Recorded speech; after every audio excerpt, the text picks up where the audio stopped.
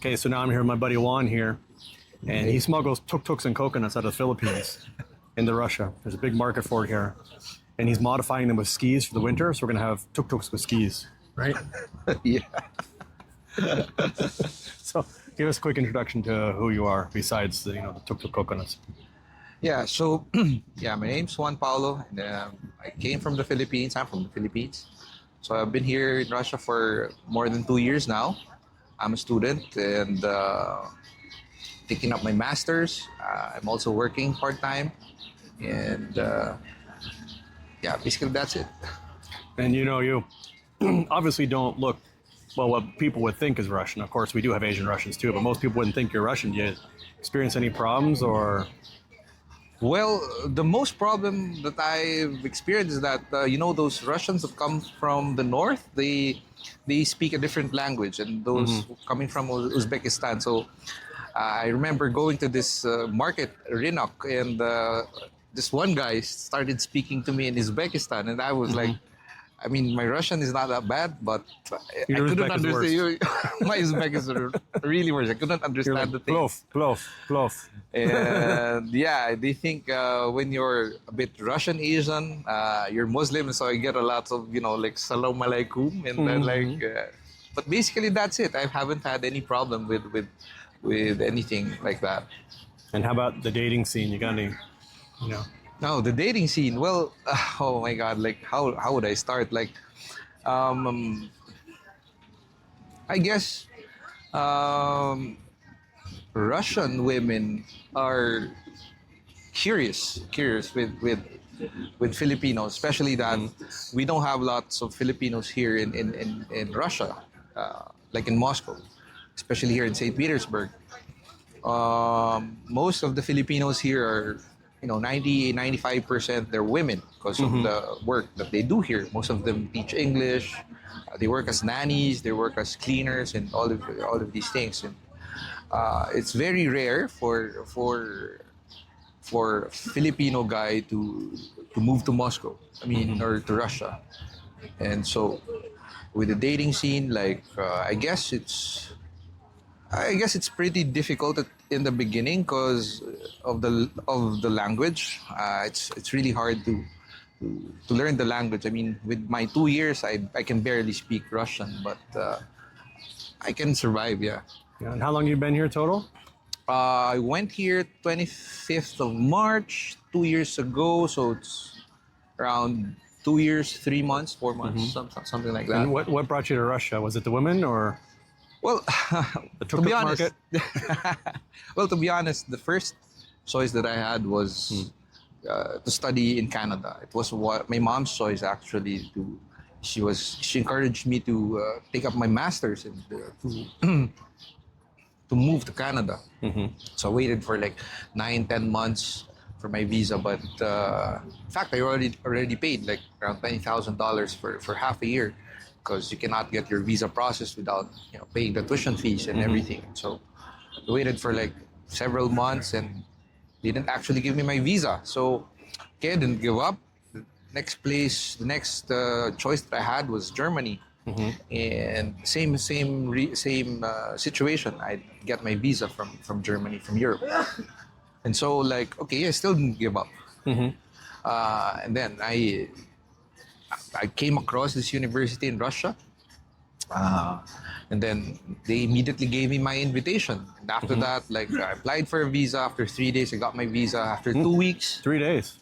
Yeah, it wasn't even. Well, I thought Russia was full of bureaucracy and impossible to deal with. I mean, no, it wasn't even the express one because I could have paid like maybe twice or thrice, and they'll give it to you the next day. but And 3 days was okay.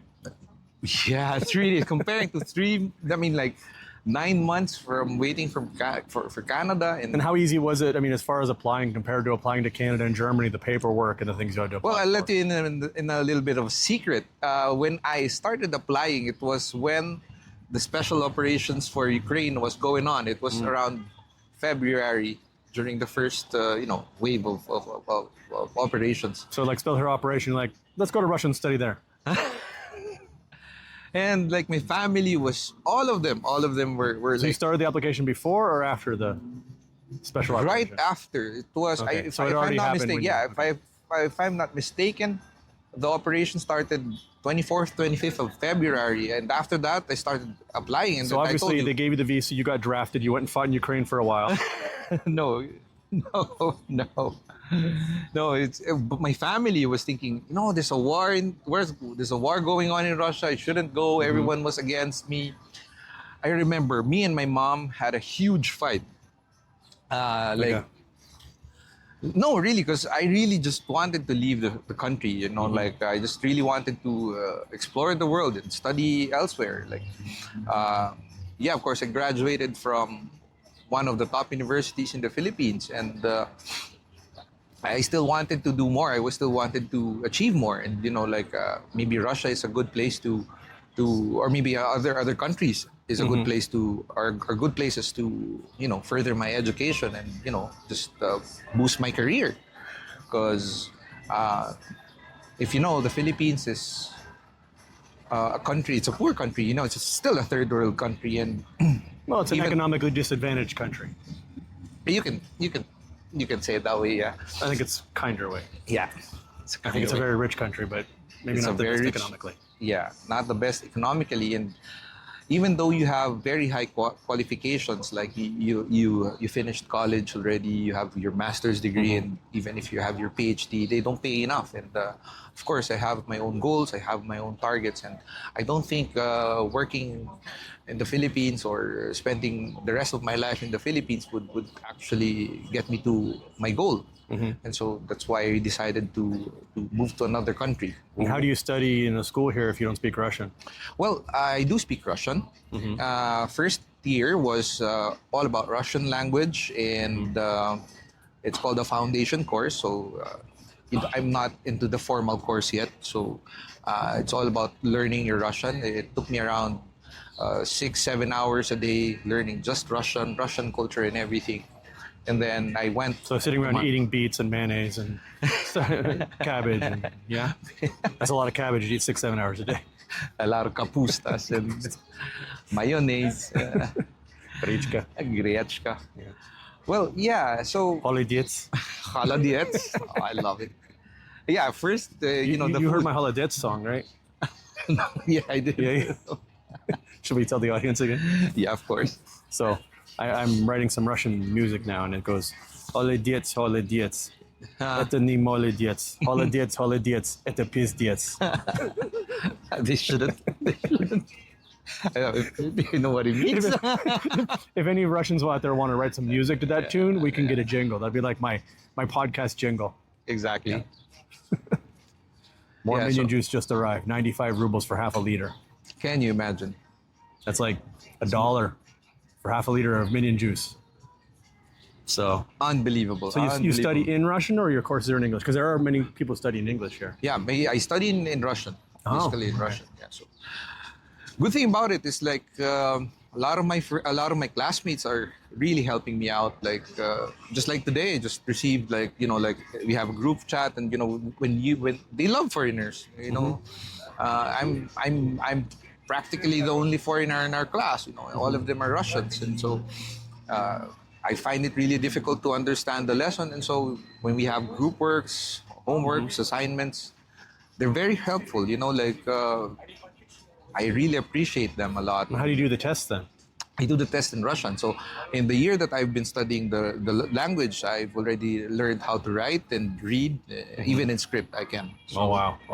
yeah, so it took me a year, and to be honest, I don't regret a single day of learning Russian, because Russian language, I think, is one of the richest languages. It's spoken even in other, like for example, former Soviet republics. And even I was talking to Ukrainian. Of course, the alphabet would be there. There's slight differences in the alphabet, but. Everything is almost the same. It's just like maybe the accent or the way it's spelled or the way how you say it. But if someone starts talking to me in Ukrainian, or some Ukrainian starts talking to a Russian in Ukrainian, they would most likely understand each other by 70-80%. Yeah. Because Yeah, I used to watch Ukrainian TV. Yeah, it's really that close. And so, of course, with other former Soviet republics, and of course. And how about your living conditions? I mean, as a student, you must be poor and living in some kind of shack on the street or something, right? Actually, no. I mean, as I've told you, I do part-time jobs, and I do teach English sometimes, and I work for a call center. And actually, no. I mean, it's quite decent. You can live off quite decently with the income that So you're wait, getting. a student can work. You can be 20 a full-time hours. student. No. A student can only work for 20 hours. No, but you're a full-time student, right? I'm full-time student. And you work yeah. 20 hours a week, I work 20 hours a week, yeah. and you're surviving on that. Yeah. I mean, like, if you have these... And you don't live in a tent or sleep in the metro at night. no, I mean, I still get the pleasure of, like, visiting other places. I can afford to, like... How'd you afford to come to St. Petersburg? Did you like hang on the back of the train? No. At 20 hours a week. I mean, Well, of course, you can do a little bit of excess work, or extra work or something but I'm like just saying, that. how do you live? I mean, you must live in a really rat-infested apartment. No, You must live not like at all. you must live like 3 hours from Moscow, because Moscow is one of the most expensive cities in the world, they say. Well, actually, to be honest, Chad, I live around 3.5, 4 kilometers away from the center of Moscow, from the Kremlin. Oh, so the Kremlin pays you. No, You're a no, propagandist like me. no, of course not, Chad. Like, yeah, and with the English classes, it pays a lot if you actually know English, because in the center of Moscow, people are willing to pay, English teachers good money for tutorials, classes, and online, jobs. And of course, I do some other things, besides that. And so I got it all almost together, So with the flat that I live, it's not a bad flat. It's not a billionaire's flat, of course, but it's a pretty decent one. It's located in one of the better districts in Moscow, in the center of So Moscow has bad districts, you're saying? There's like ghettos? No, I mean, like, the better ones. I mean, like, where people are. I haven't seen any ghettos in Moscow. sure? To be honest. The Americans are always telling me there's ghettos. I can't find them, but My uncles, the brothers of my father, and both my mother's and my father's side, they've been telling me, maybe they've been getting this idea from the old Soviet Union. But now, when I got here, it was totally different. It was, to be honest, it was the opposite of what they said. It's not. So were you surprised when you came? I what were you was. expecting? I was. What was your biggest misconception that got blown apart when you got here? Well, I was expecting that the people were, like, harsh or hard on foreigners, but it was total opposite. I have friends in Kamovniki, and I've got, my best friend's Russian, and they sort of adopted me in a way. Almost every weekend I go to the dacha. I have my own room there. Like, the babushka is, always cooking awesome meals. It makes great borscht. And So the dacha is outside the city, but I've been told that outside the city it's just all poverty, and once you leave 10 miles my outside God, the you city, should see it's the complete dacha. poverty, and it's You just should mud see holes the and people dacha. pee in the streets. And I mean, like, it's all so nice. It's like a paradise with so your friends flowers must be everywhere. super rich. No, they're not super rich. They're not super rich. Are they foreigners? No, Do they work they're for both, the Kremlin? They're both Russians. But They're that's both Russians. impossible. Chad, I'm telling you. I am telling you. You should see the dacha.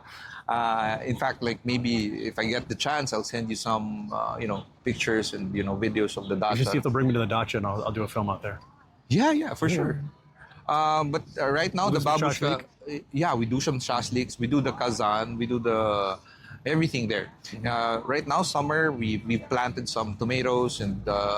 So you don't have enough for food. You have to plant your own food. No, it's just that we have the babulya has the greenhouse and everything. She plants her own food, and So she's poor. She has to plant her own food. of course not. She has a flat in the center of Moscow that she rents out. So she works for the Kremlin.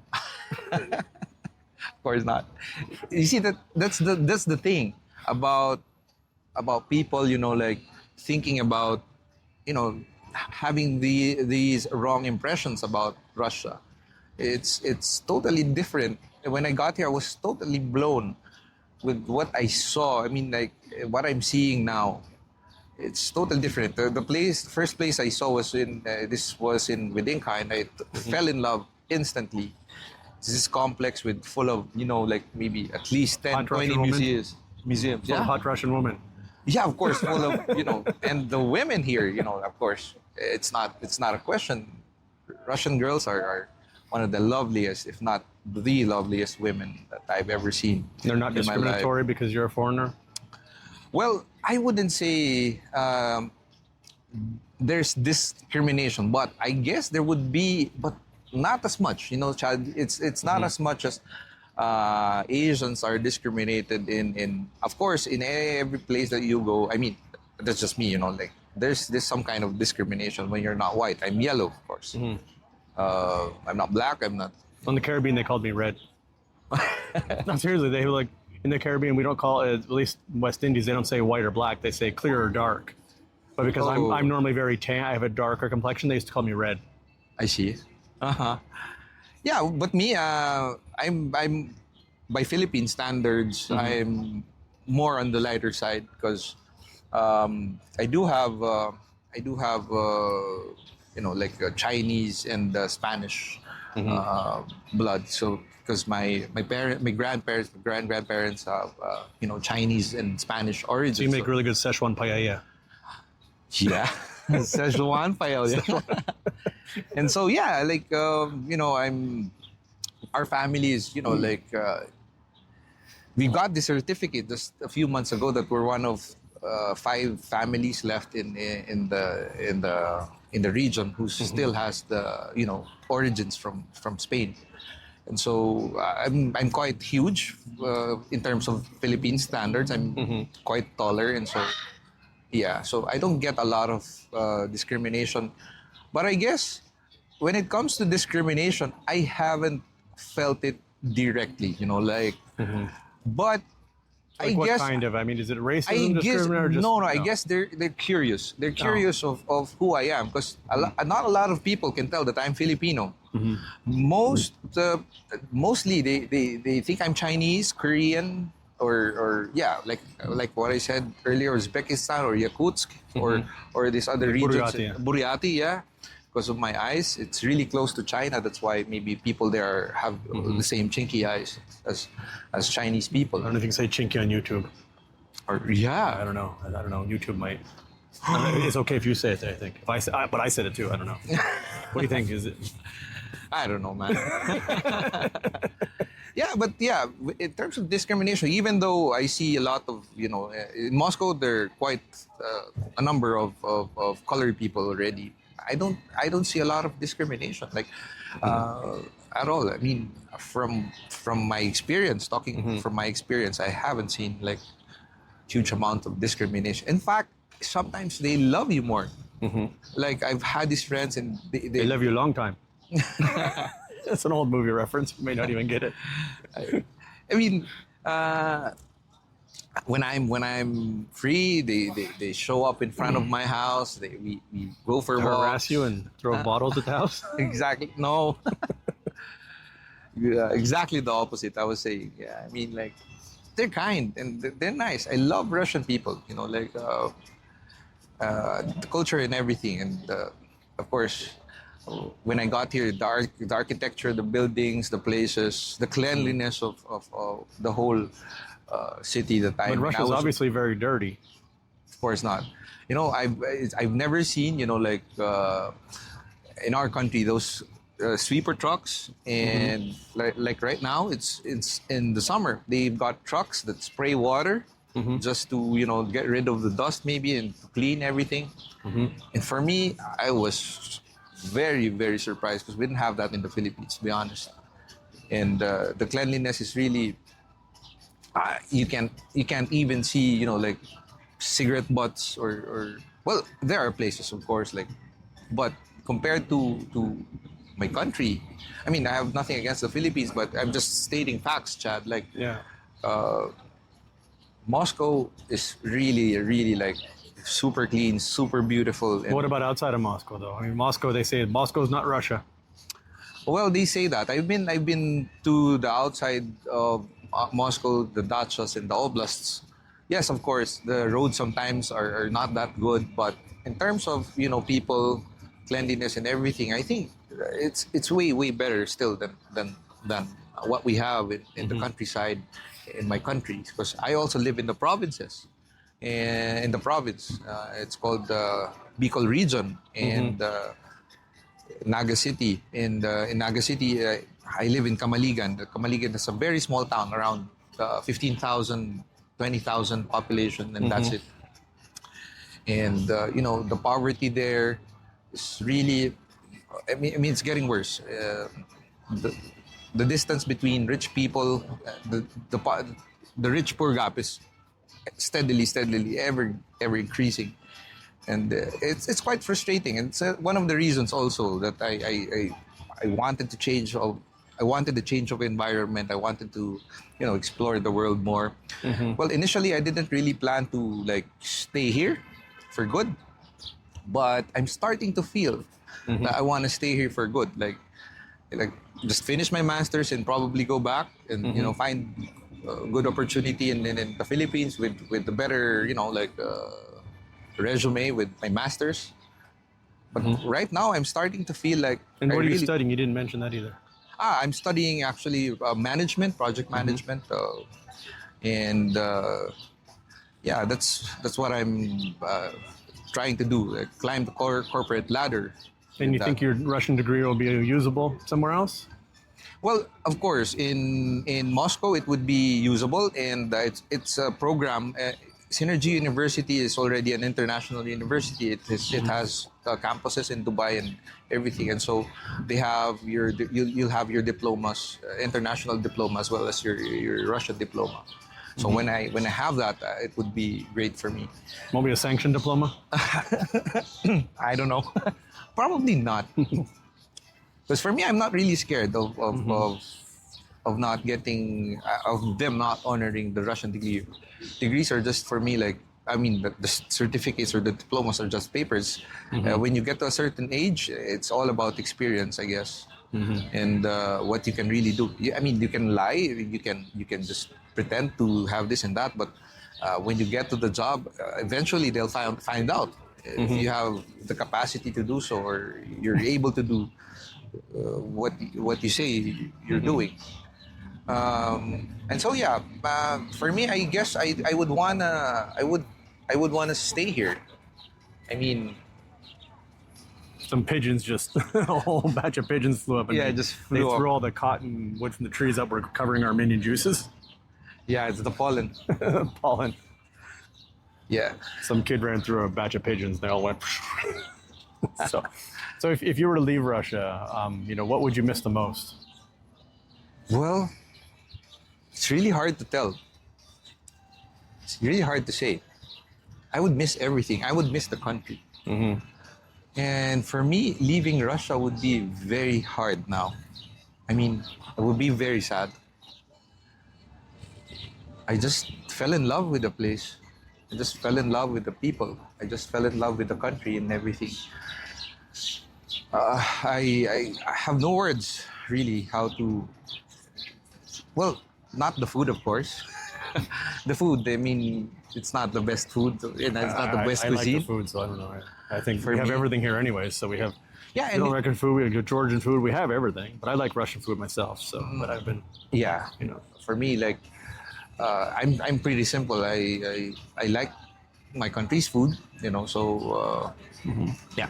The good thing is everything you can buy here. Like just some ingredients that that's indigenous to the Philippines you can't get. But right now, what I'm seeing from the stores, especially if you go to like this huge like Tagovit centers or these magazines, they have everything already in it. It's not really hard to replicate your national dish. Or for example, I want to get adobo, I can. There's soy sauce, there's garlic, there's everything that you need basically, and you don't need to go far away. And the only thing everything's we've so had trouble getting are plantains, but apparently Peter Christoph carries them sometimes, but we've not seen them yet. Because one of my kids really misses plantains from the Caribbean. Yeah, but Krostok does. Yeah, maybe it Yeah, can have. sometimes, yeah. One of the guys from And- Spain says they care, but he's seen it. But I've obviously, yeah, so every time I go there, I look for plantains. But so far, Yeah, but and also for us Filipinos, especially from our region, we cook with so much coconut milk. And yeah. I was surprised. I was thinking I would never taste No, you coconut find it milk, here. Yeah, you find it here. coconut milk ever again. And when Yeah, I we came here, buy it's it. everywhere. Yeah, it's everywhere. So you can cook whatever you want. But that's why you're And- bringing in the whole coconuts and the tuk-tuks. Yeah, that's why. Well, yeah. So what else can I say? Everything's so green. Everything's well kept. The buildings are well kept. You know, like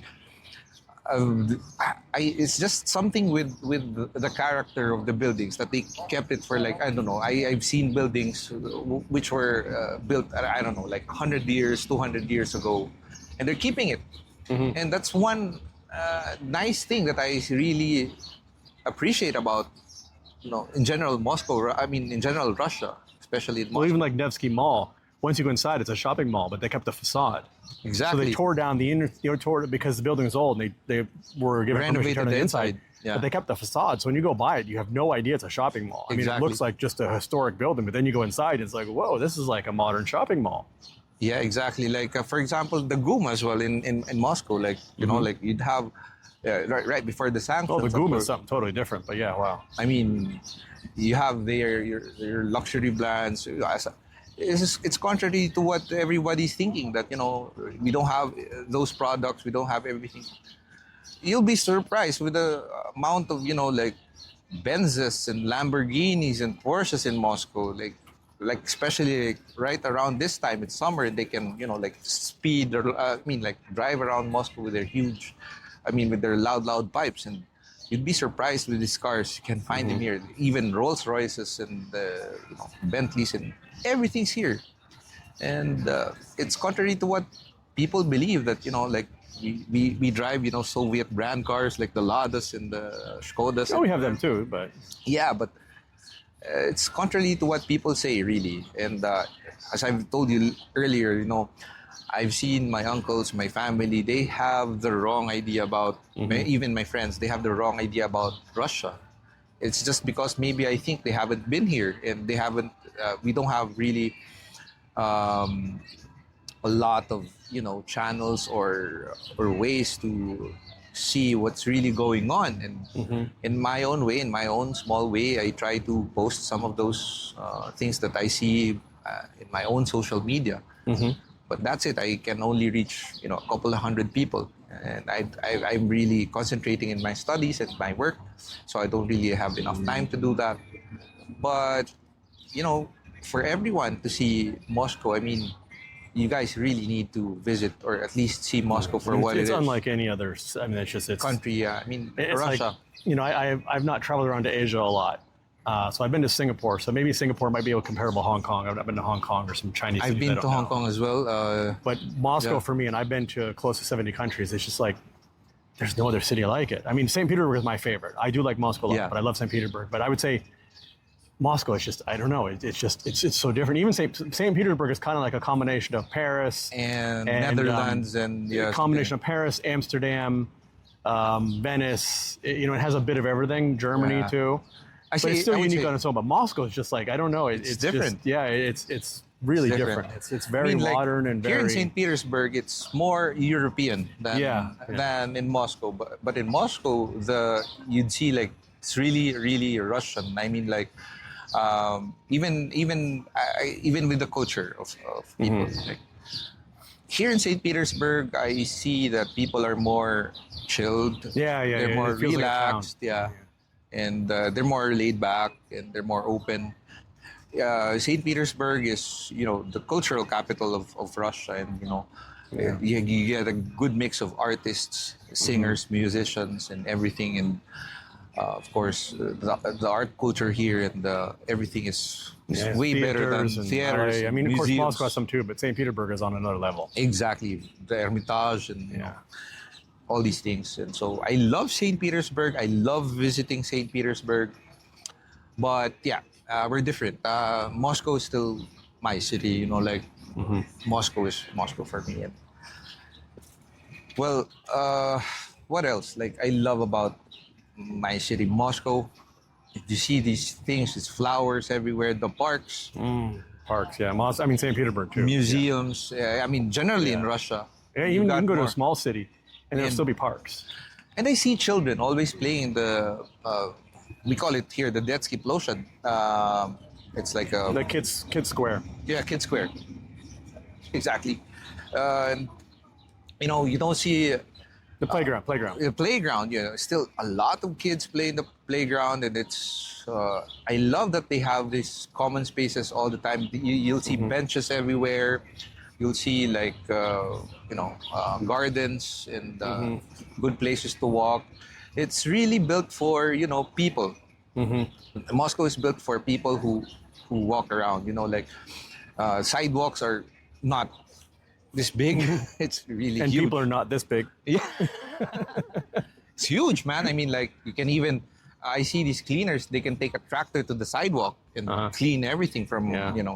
they can spray And water. at night, a lot of people don't realize this, tourists, but at night when people are not as many Sleeping. out, the cleaners come out. I mean, Exactly. they spray down the sidewalks with water. They come out. I mean, an army of cleaners come out at night, even in Exactly. small Russian cities. Exactly. And You know? I was surprised because it's in the morning when you wake up, it's always, wow, super clean. Not even like the leaves, they take it out, they clean everything out. And so it's a pleasure to walk. Our I mean, streets are cleaner than the inside of the New York metros and things. Exactly, because I don't mess up my shoes a lot in Moscow. Yeah, you don't. It's amazing. I don't really think about it. Like I go home and sometimes because when you go to a Russian home, you got to take your shoes off. Off, yeah. And sometimes I'm like, I forgot something, and I look at the bottom of my shoes. I'm like, they look pretty clean actually. Yeah, And I was quite surprised because in the Philippines, it's a damp country, it's a tropical country. It rains every time, so Yeah. we got these tropical monsoons all the time, and so my shoes gets messed up so bad, and in Moscow, what I appreciate during the winter is that you can just walk without using your boots. I mean, man, the streets are kept snow free, ice free, and they put everything there. Not because so much oil, we heat the streets here. We got so much gas, we can melt the whole snow. Yeah. But I think it's a very rich country. And one of the reasons also is that I looked at the potential of the country's economy. And for me, But the economy's crashing from all the sanctions. Of course not. I mean, for me, energy is king. Energy is king. Not the paper, if you know what I mean. And with Russia being, the biggest country in the world in terms of territory, has a lot of potentials in terms of energy. And with that, if I'm gonna choose a country, to choose between countries with, for example, our country, the Philippines, we don't have so much energy resource. So we import our energy from, other countries. And it's been hard on us. It's hard for us because we're paying premium on energy. Gas prices, petroleum prices, gasoline, diesel, and everything. We're paying a premium because they have to bring it to the Philippines. So it affects the whole economy. When I told my mom, in terms, in peso, it's gas prices here 25 pesos, 30 pesos. In the Philippines, no, I don't know, 70 pesos, 80 pesos. I'm not really sure. Haven't checked yet. What's your electric bill? Do you know what your electric bill is for your mansion that you live in? No, I actually pay for everything. I pay a flat rate, around 3,000 a month, because the babushkas, I rent out from So you a pay pensioner. $33 a month for electric. Yeah, That's actually something pretty high. like that. That's actually pretty high. Is that your community fees too, though? It's everything. Oh, it's everything. Okay, that's your hot water, your water, My your hot community fees, water, electricity. Okay, my then that's fine, electricity, that's fine. and Okay. So all his utilities, heat, which in Russia, month. a month. So heat, hot water, normal water, I pay a flat rate, lift maintenance, garden maintenance, electricity, everything. He's paying $33 a month. $30 a month. Yeah, inclusive. Yeah, that's good. I was surprised because our energy cost in the Philippines. My mom's telling me right now, because also somewhere in the Philippines right now, she's paying I don't know, in peso it's 10,000 pesos. That's around, I don't know, well, 4 coconuts? 4 coconuts, yeah, around, I don't know, let's do a short math. Maybe $1 is around 58 peso right now. So like $180. $180, something Okay. like that. Compared to $33. I'm sure somebody will calculate and correct us in the in the comments. But in the comments, because I don't check the rates that's anymore. after quite a bit of minion juice. We just spitballed it. Yeah. And so, yeah, the energy cost in the Philippines is quite high. And that's, I think, one of the reasons it's pulling the country down as well. Dependence on other countries in terms of energy is it's total dependence. It's total dependence. And that's one of the reasons also I moved here, because I think it's going to get worse. I mean, I think it's going to get worse because we don't have our own. You know, like, I think we dug up one gas site, but, you know, I think Korean companies or US companies or British companies took contracts for there, and that's what happened, you know. So, Yeah. in terms of territory, Russia has a lot of potential. As I've told you earlier, like, to choose between a country when everything goes down. I mean, I'm not wishing the shit hits the SHFT, you know, situation. But if the shit hits the fan, really, the one with resources and energy to keep up with economic needs and demands would be the one to survive. And Russia does have all these things. Most of these things they have. And since the 2014 event in Ukraine, the president has been, you know, keen on having all the basic needs or everything that we need here in Russia be available and to be made here locally. And so I guess I heard that one of his financial advisors or something, Ministry of Finance, like at one point during the 2014 history, one more sanction and Russia will really like go down. So he really made it a point that everything we need is made here, like cheese, we locally manufactured milk and everything, meat, basically that. So communist cows are delicious. they are. I've just GMO free, hormone free. That one also. Like, to be honest, one of the reasons also I want to move communist eggs and communist coconuts. We do have it. One of the reasons also is the food. I mean, like, we're not being fed poison. We're not being fed, GMO stuff and drinks with poison in them. Water is not poison. Air is not poison.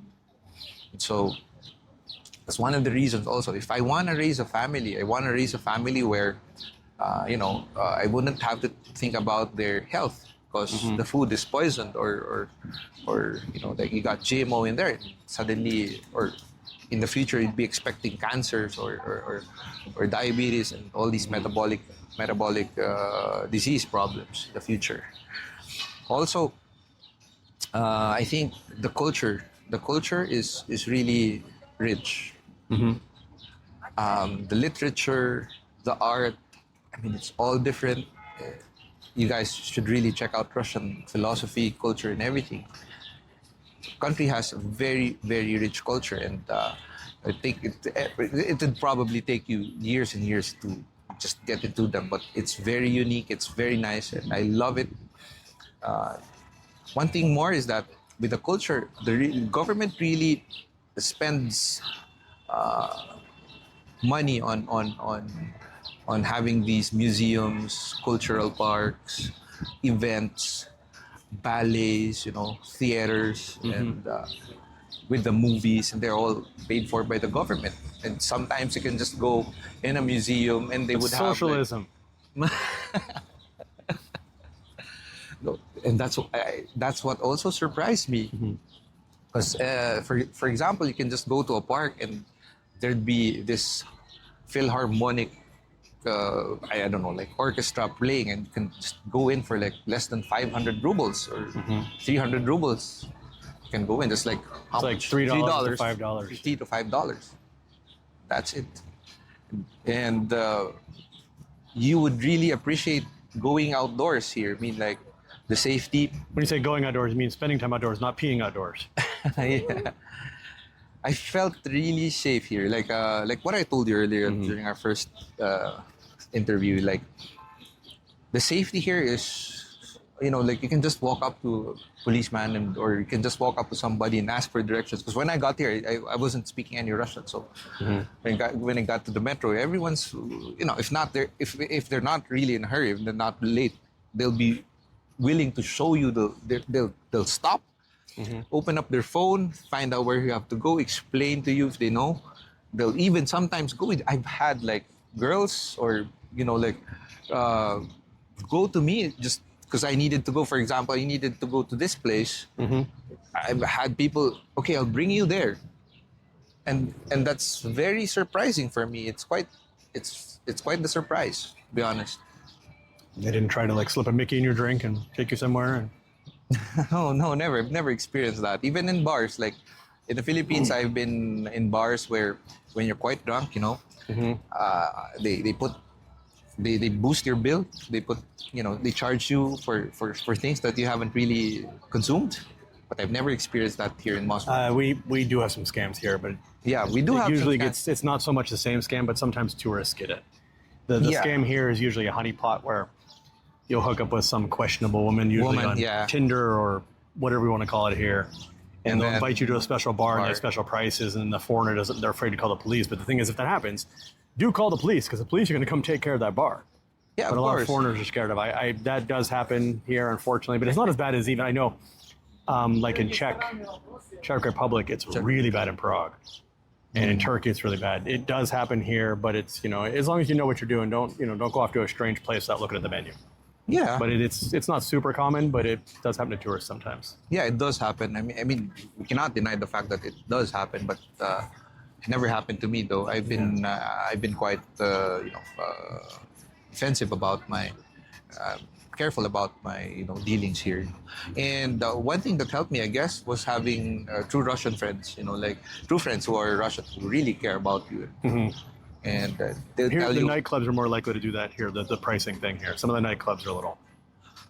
Yeah, I mean the nightclubs here, well, they're not generally expensive. If you go to the right nightclubs, and I'm saying where that type of scam happens here is there's certain nightclubs. But if you go with somebody who tells you where to go, and most of the nightclubs are going to be fine here. Yeah, of course, and it's very convenient because most of the restaurants, nightclubs, and bars you can find in an application called Yandex, and you got ratings there. 5-star rating. Or it's Russian Google. Yeah, basically it's Russian Google. But it's even better actually. Yeah, it covers everything from scooters, taxi rides, deliveries. What else does it cover? Everything. Basically, if you're going to go to some place, whether it's a nightclub or restaurant, you can just check it. You can just check it out. You can see the rating, and if it's a scammy place, it's going to have bad ratings. Yeah. And of course, you can freely put the ratings there. And with the taxis as well, with the scooters, you can rate everything. So in the Philippines... They rate the toilets here on Yandex too. Yeah. The public toilets are rated. I've seen some with 5-star ratings. I've seen some with not so 5-star ratings. And also the passenger gets rating. I didn't like the toilet was out of toilet paper. they put that there, obviously. Yeah, of course, the passenger. But that was before the operation. Now we have plenty of toilet papers in special operation. The passengers also do get ratings.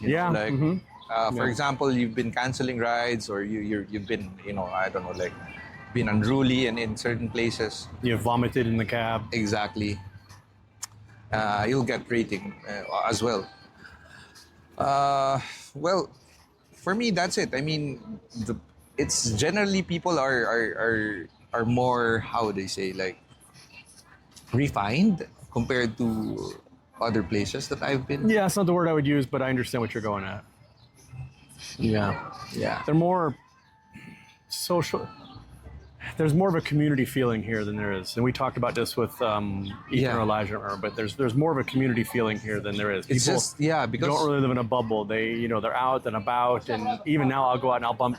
It's amazing to walk around a city of 6 million people and to bump into people I will know just while I'm out in a city of 6 million people. I mean, well, of course, people recognize me, but I'm saying in addition to getting recognized for the TikTok fugitive, I do run into friends and things as well sometimes. Yeah, it's quite surprising because sometimes I run into classmates as well in the metro. I run into people that I know. I've been because you only go through like a few lines and you really go see it. You can see each other there.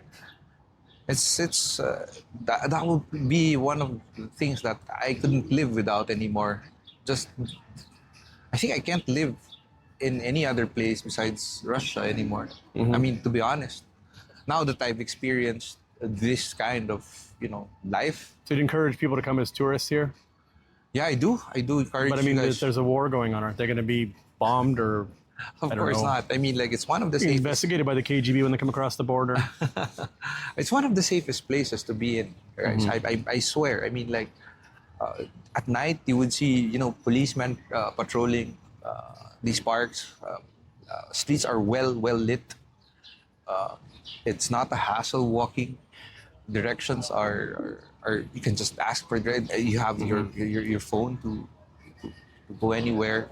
And the way I explain it to people is that, during when the U.S. was in Vietnam, people didn't don't go to the U.S. because they're in a war. And to be honest, it's a lot like that. Life's going on here. Whatever you think of the conflict, war, whatever you want to call it, life's going on here. Life is normal.